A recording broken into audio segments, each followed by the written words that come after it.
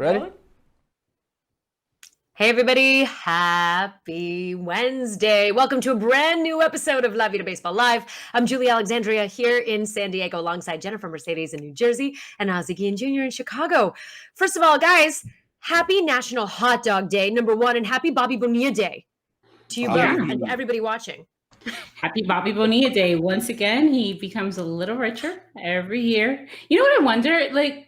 How open are teams to doing that? More Very open. Very open. And it benefits everyone. Right? And especially now. Yeah. Right. Because they've lost so much money. I mean, I'm sure that we're going to see some of those contracts this year and next year. Well, it's always been done. It's at one point it was done under the table. Then Bobby B was probably the first player to do it openly. Now with bigger contracts, we see Manny's picture because Manny is also getting a big payday coming up. But we're going to see it. Some of these contracts are extended, into players' 40s. You can renegotiate and say, hey, can you extend this throughout my life? And we can open up some budget so we can actually have a team on the field. So we're going to see it a lot more, I think. What is so ironic is that Bobby Bonilla will be one of the highest paid Major League Baseball players this year in 2020, and he has not set foot on a Major League Baseball diamond since 2001. Every July 1st, we call it Bobby Bonilla Day for those who are unfamiliar because the Mets write out a check for $1.19 million from now until 2035 when Mr. Bonilla turns a ripe young 72. They have been writing this check since 2011 for his deferred payments for their former third baseman and Pirates outfielder. So good for the Mets. Good for Bobby, better for Bobby Bonilla. Better for Bobby Bonilla. For Bobby Bonilla. But of course, MLB's most self-flagellating fan base, the New York Mets fans, of course, they always celebrate today with kind of, their hands to their face. Also, it's National Hot Dog Month in July, signifying the beginning of summer. I am happy to announce that ESPN will once again be televising Major League Eating's Nathan's Hot Dog Eating Contest, which will all go down on July 4th. I was not sure if they were actually going to commence and hold this competition. It happens on Stillwell Avenue in Brooklyn, down in Coney Island at the original Nathan's Hot Dog stand every single year. And they have been doing this for 17 seasons, 17 years in a row. They will be now celebrating in an undisclosed location with full COVID protocols, but they will be televising the contest, and Joey Chestnut will be part of it, competing against 5 other men in the men's division. So very much looking forward to that. But National Hot Dog Month, it signifies the beginning of summer, even if it doesn't feel like that in your state because of lockdowns and COVID and all the rest of it. We're going to get into it. But, it's really nice to see that it is the beginning of summer. Yeah. You know what really sucks about this is that, especially living on the East Coast, is that summer is so short to begin with. And now, all of this, it's like, oh, man. I know. If it wasn't shortened and now you have to enjoy the summer from your couch. Exactly. At home. But I'll take that over being sick any day. Oh, absolutely. Absolutely. Also to celebrate, we have the Tip Your Cap. So this was really fantastic. The Tip Your Cap to the Negro Leagues. This happened 2 days ago. We saw Barack Obama, we saw Michael Jordan, Magic Johnson, we saw luminaries tipping their cap and all adding their own videos to tip their cap to the Negro Leagues. The Negro League Museum has been retweeting these the past few days, and just so wonderful to see such an incredible collection of some of the greats tipping their cap to the Negro Leagues with a video message. Jen, Ozzie, who are some of your favorites?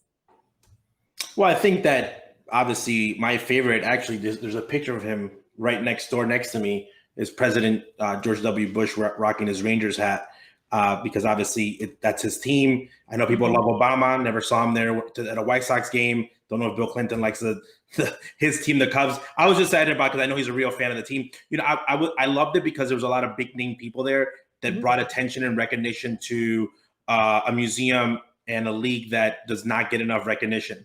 And I really hope that people take this time and players that are tipping their cap and famous people to actually go to the museum in Kansas City and visit it. And I think that we need to give this museum a lot of credit because it's an amazing museum. They've done such a great job, and I'm sure it's gotten better. I haven't been there in 4 years, but Ozzie always made it a point that when we went to Kansas City, that we would go visit it because it's such a great thing. So 100 years, we've come a long way. So I really hope that they really push this and make it something of part of Major League Baseball.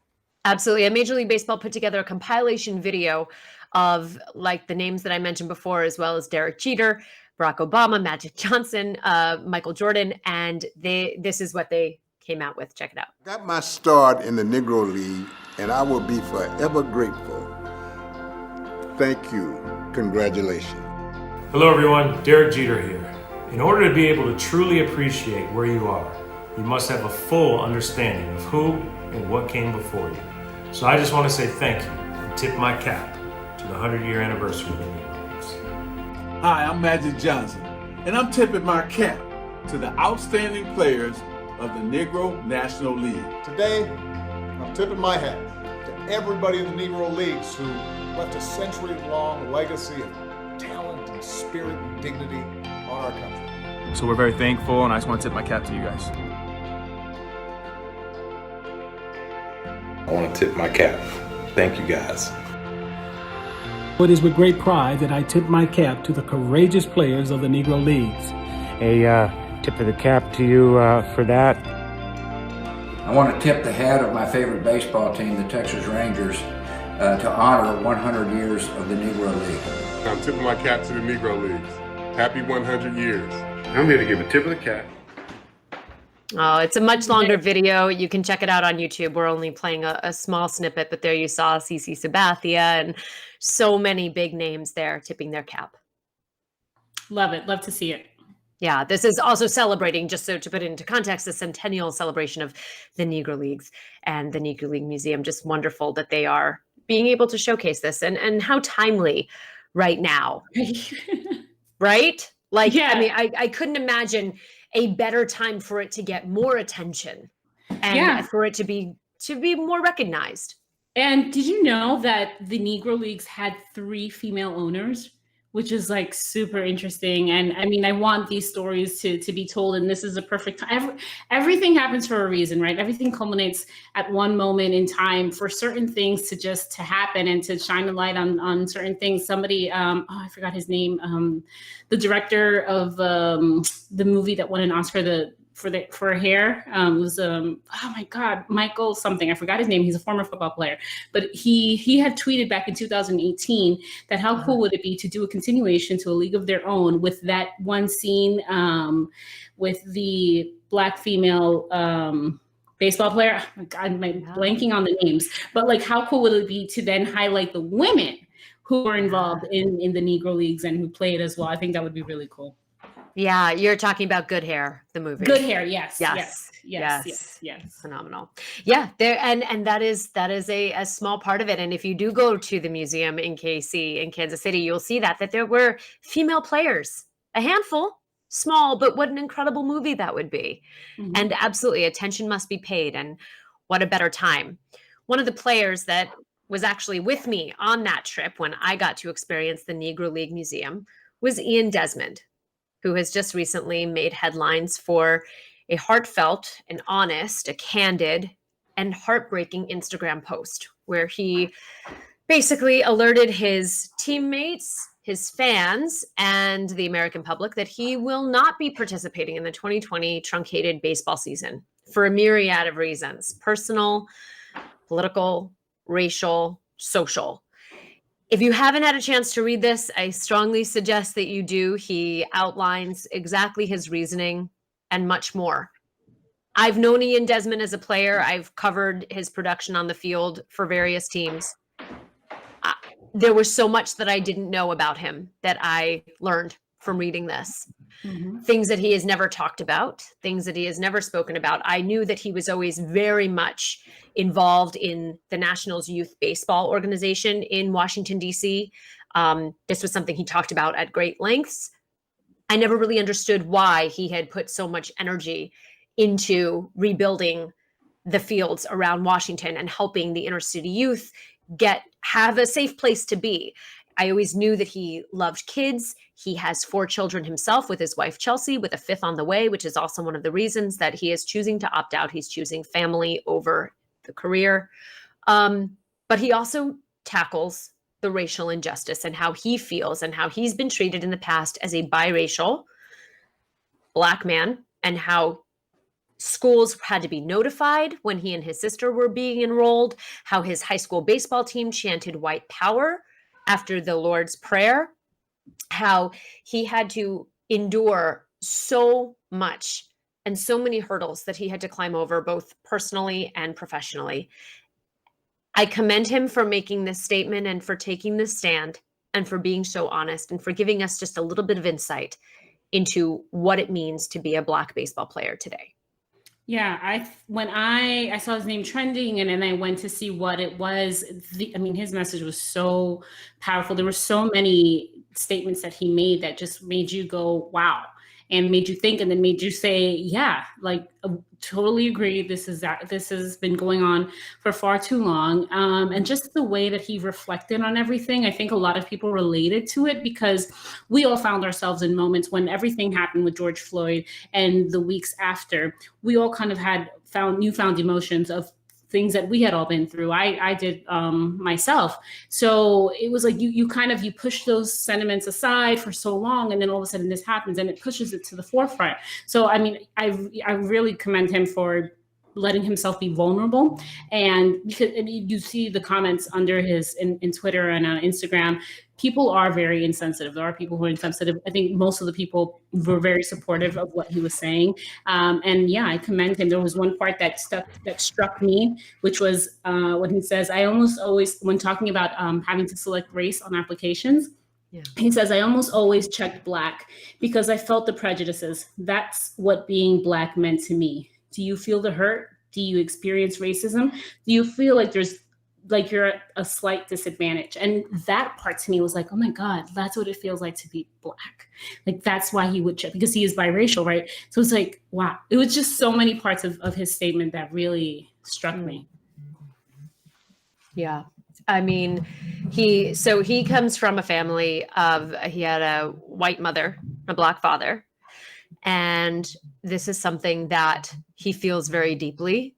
And he is taking a stand. I think his stand is different from what Kyrie Irving is making a stand for, and also opting out and using the Black Lives Matter movement to take a stand and to have his voice be heard, which I commend that also.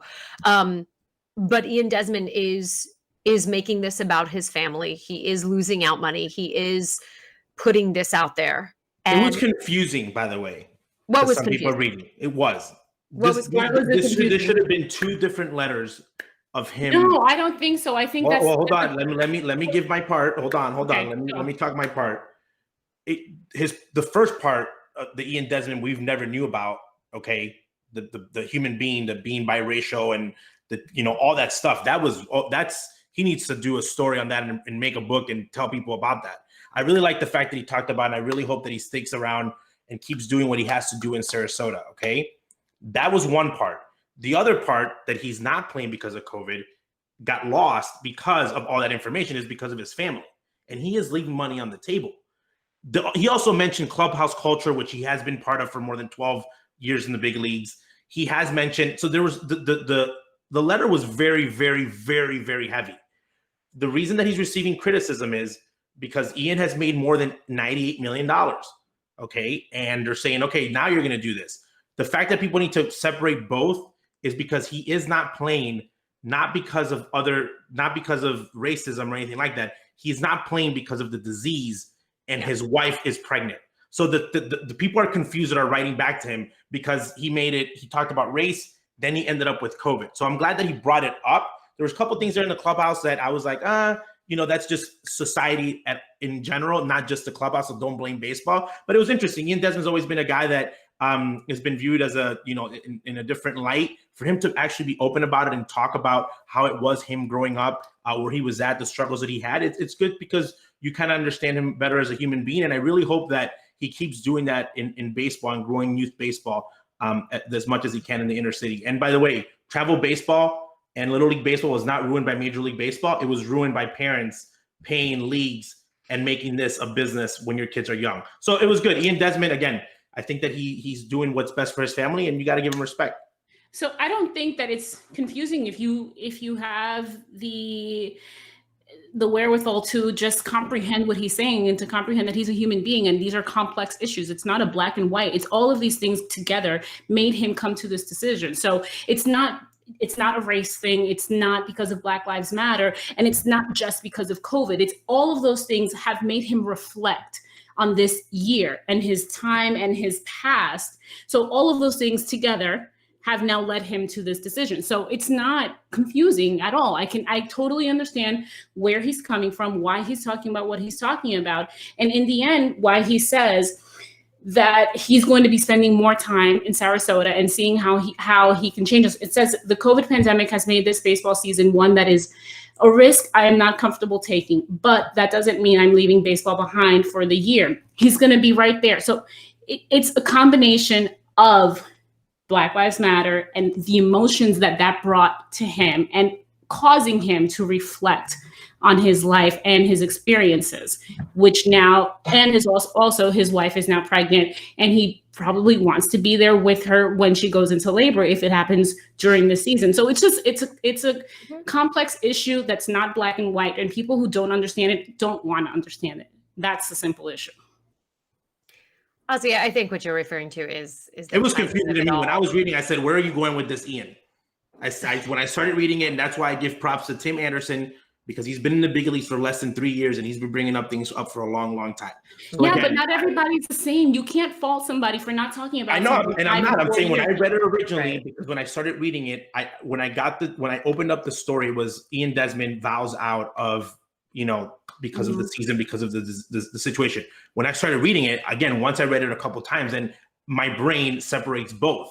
But from the backlash that he was getting on Twitter from fans, from people saying, "Oh, you're leaving this now. You have problems with racism." That's why I think the confusion lied, because it was a very heavy letter. It's a letter you have to read multiple times. Again, I did not know that background about Ian. I never had anything against Ian in the beginning, but is he leaving this for whatever reason? He's not playing, and that's what people need to understand. You could be not wanting to play because you do not want to hurt your average or your home runs. Whatever a player's reason is for not wanting to play, that's nobody's business. Okay, so that's at the end of the day. So again, he's doing it for whatever reason. It was a very heavy. A very personal story, obviously, because he talked about things that only he and his family would know. So I really hope that he continues his work and he really continues growing baseball in Sarasota. Absolutely, and hopefully this can be a starting point. This can be a starting point, and perhaps he and his words, his story, may inspire other players to come forward and to tell their story and to be as transparent on social media and to use that platform, if they are playing, to continue this conversation. Because I hesitate to say this because I don't want to offend anyone, but I think with what Kyrie Irving is doing is he's taking himself out of the conversation. If you're going to say, I'm not going to play because of this issue, I respect that. But I also think you're doing yourself a disservice. I want to know what Kyrie wants to change. Meaning I need, if I was the owner, I said, okay, Kyrie, okay, I know you want to change, but what does it look like? Like, what do you want to happen? Because he's doing it in the middle of his career. He's doing it in the middle of his prime.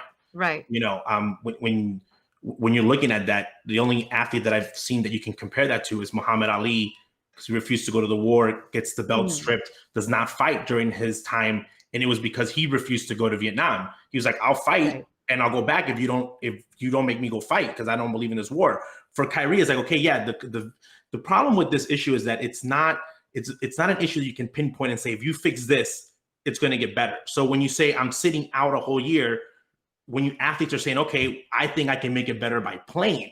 I think I can make it better by being there and being that role model and saying, hey, there's another reason. It's not the whole like inner city baseball. There's a lot of reasons why why black kids don't play baseball.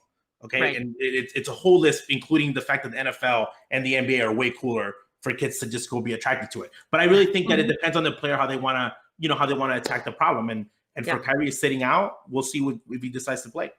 I think also with Kyrie, it might be, and I don't know, right, personally, but I think it also just might be that feeling of, what am I really playing for? Like, this year has been so heavy for a lot of people that I just think his emotionally, he may not be there, like wanting to play a game with so many people. And his team's not very good either, so he's not playing for a title like LeBron and all the other guys. Again, because people are hating people because there's a side that likes Kyrie, just like there's a side that again, Ian Desmond plays for the Rockies. The Rockies are going nowhere. Rockies fans are like, we could have had a chance this year. He was a big part of the roster. There's people like LeBron that I understand that there's stuff that he probably feels that there's a lot wrong going on. And there's players that are on team that are Black or Latino that are like, I completely believe what's going on is wrong, but I have a chance to win. And this is my job. And I want to play because I want to get that title. I want a legacy and all that. So understanding both is, you got to you can't say, oh, this side's right against this side, because there's guys that are going to be playing that are mad about, exactly what's going on. And that's when I think the league needs to let these guys express themselves. If it's taking a knee, if it's putting something on their uniform, you need to let them express themselves on how they feel like they want to deal with this issue. Absolutely. All right. Well, great sentiments. Thank you from both of you. A heartbreaking story broke last week about Andrew Tolles. Just a few years ago, he was very successful outfielder for the Los Angeles Dodgers and was then let go from the team for personal reasons and was recently found by police camping out at a FedEx building behind the Miami airport. Now, this came as a relief to his family, who at the time was not sure whether he was dead or alive. Reports now have come out that he has a history of mental illness, and he had been released by numerous teams in the past. And a police record came out that he had been arrested numerous times and had been in and out of facilities and hospitals. And now his family is trying to gain guardianship. An anonymous source had posted his $500 bail, but his family was actually hoping against that because they were actually happy to have him in police custody, hoping that if he went to jail, he would at least be in some sort of institution for a period of time that they could then regain guardianship and get him the help he needs. And a lot of people were crying out for MLB and the Dodgers to step in and to help him get that assistance that he needs.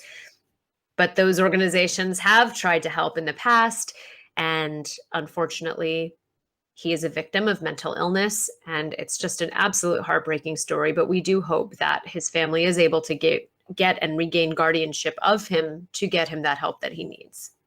Yeah, agreed, Julie. Everything you just said. And I really, really hope that the courts are in favor of his well-being. I think that you have laws that protect yourself as individuals. But like I tweeted before, I mean, Britney Spears has been under conservatorship for over a decade now for a mental breakdown that she had at one point, and her father and somebody else have been controlling basically her entire life since that moment. So I don't see how somebody who is clearly not doing well mentally, who cannot make proper decisions for himself, I really hope that the courts do go in favor of the family so that they can have some sort of control over him and allow him to get the help that he so desperately needs.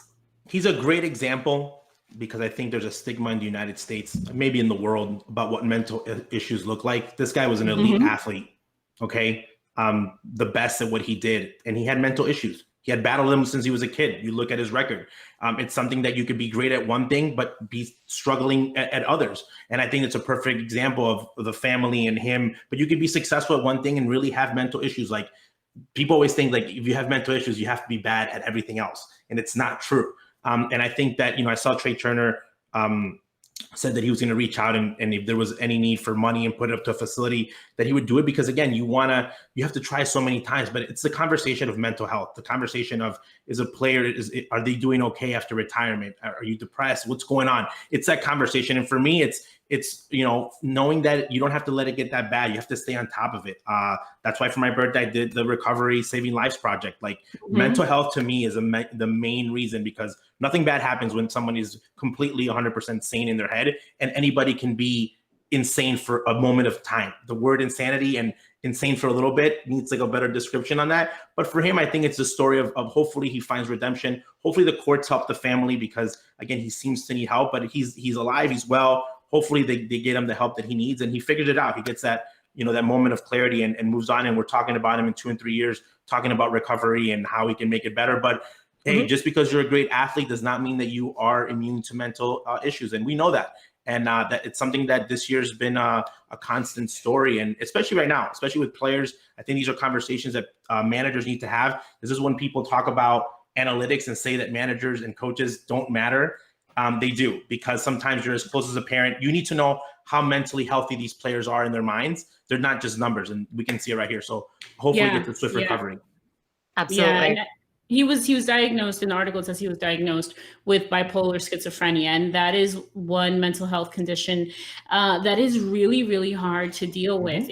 I have a family member who was diagnosed with that, and he was seemingly normal, super, super smart, was working for General Electric when he graduated college, and then went through something and had a mental breakdown and was then diagnosed with bipolar schizophrenia. And it took a really long time for him to not only accept the fact that he needed to be on medication, right, but for that medication to actually work. And that's really hard. And it's not only hard on the person going through it, but it's hard for the people who surround him and the family members. I completely relate to that feeling of relief when finding out that he was arrested, because who knows how long they hadn't heard from him. His sister says she hasn't heard his voice in who knows, like, in how long. And I really pray for them, and I hope that he is able to stay in one place for at least a year almost, so that he can really, really get the treatment that he needs.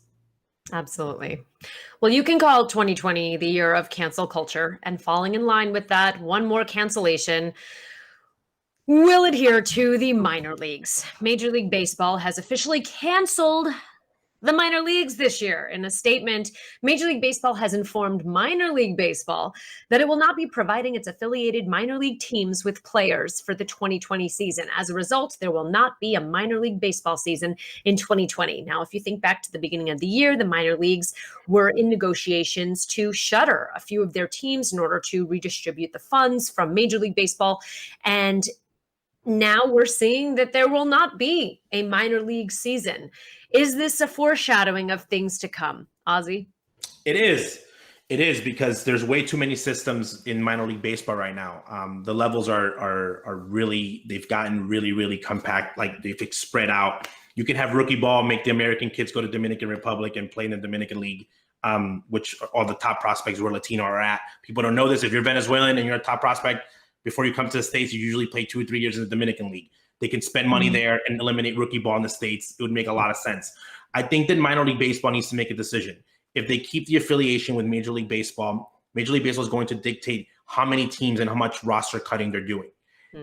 If a group of guys see the vision, which it's there because the markets are there, and decide to treat these teams like real professional baseball teams, and then affiliate themselves to the league and then lend the players and bring them through the system, then that would make sense. Then it would be like what independent ball is now.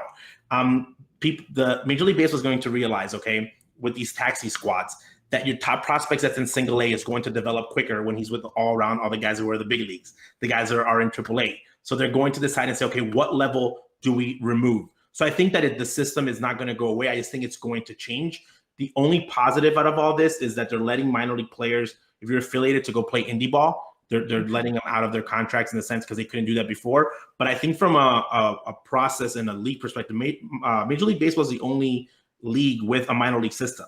So it's all financial, and people hate hearing this or not. You find a diamond in the rough, but the minor league is only really there for maybe 10, 15, 20 guys if your organization is good that are going to be in the future. There's a lot of so again, I think that the way that Dominicans run really well to run the Latinos, maybe you have a AA and AAA. I can see the lower levels definitely getting lost in the shuffle, which the people that are hurt are those markets that have minor league baseball. Now, I think that's where the impact's at, because minor league baseball has people that have employees and jobs and affects those smaller markets. But it's going to be interesting. But they're saying it's because of coronavirus. Oh, no. This is something coronavirus. Okay, so coronavirus is going to speed up every process in corporate America, in baseball, in anything.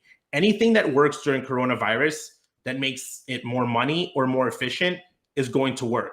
From the media being in the dugout, okay, to minor league baseball. Our industry's changing. Runner on second base. If they see that the runner on second base brings excitement to the game, and people are like tweeting about it and writing about it, you better believe that that's going to stay there. If the DH is going to bring more excitement. So again, coronavirus. DH. Correct. Coronavirus gave you a blanket to try new things that Major League Baseball was scared. I just think minor league baseball, the way that the system is right now, from the way that guys get paid, okay, to the way that you come through the system in arbitration. I think that it needs to change. I think that they really need to sit down and rethink the whole system because number one, players need to make more money. Number two, you really need to know why these markets are here. And again, it's just a very weird setup because there's owners, but they don't really pay guys, but they make the profit. So they really need to sit down and figure this out. Yeah, I think fans need to be a little lenient with whatever we get. Broadcast the Dominican League, the rookie ball league there. Trust me, it's going to be good. That all would the be top fun. Prospects are there. It would be fun. They haven't thought about it. All the top Latino prospects are all playing right now in a league in Dominican Republic. They are. Yep. The fact that they haven't done that yet is ridiculous to me because they usually But isn't that baseball anyway? Because baseball's never been about individual players and highlighting individual players. But if you could get the fans behind young guys now so that they could track their development.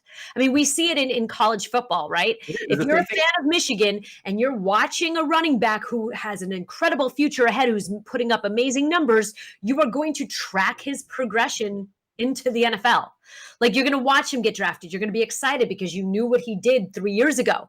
I mean, they should be establishing that so that they can have people, individuals, players that the fans will root for. Otherwise, these guys make it to the majors and we're like, oh, never heard of him. We can just check the numbers, but yeah. Go ahead. I would just hope that if that, like what Ozzy's saying, if that would come to fruition, then that the pay scale does go That's up. what I mean. Because you could see some type of abuse in that sense if it's happening in Latin America because it's not happening here and they don't have to go by the rules, even though they don't have to really follow the rules here in the US anyways because they're exempt with the government. But I would, I agree, Ozzy. Like I would hope that it would lead to an increase in pay scale for everyone involved, right? From coaches to down to the players. Yeah. And you know what? Give a little handout and increase the money for the broadcasters as well. Get some broadcasters who are also trying to come up and make a name for themselves. But they made this problem when they took away independent baseball. They try to control every league, and this is what happens. Owners now do not want to take the financial risk. But in reality, when they destroyed independent baseball, it was because they wanted to control the whole system. Okay. And this is why sometimes you need to have some competition, and those lower levels and those independent leagues needed to be existing because someone else could pay for a talent and then you could buy that player from that team or, make a transaction. So Major League Baseball is probably is dealing now from making really bad decisions. And now they have social media and people keep receipts. 20 years ago, no one talked about how bad minor league players got paid. Now we do every day, which we should. So listen, we have pictures of cheese sandwiches from the dugout and we see what these guys are eating. All right, that's going to do it for our edition of La Vida Baseball. We are out of time, but thank you so much for joining us. You can always find us on our social media platforms on Facebook, on Twitter, on Instagram. Follow along with us. Join the conversation. Jen, Ozzy, thank you for joining me, and we will see you next time. Bye.